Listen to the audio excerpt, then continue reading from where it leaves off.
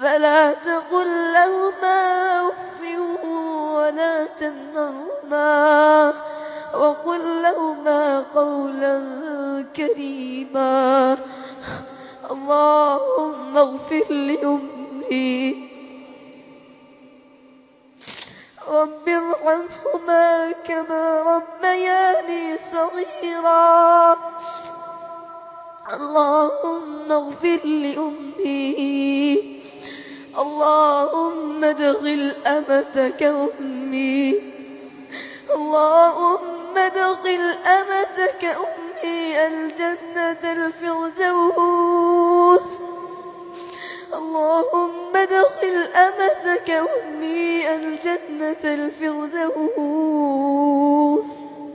رب ارحمهما كما ربياني صغيرا.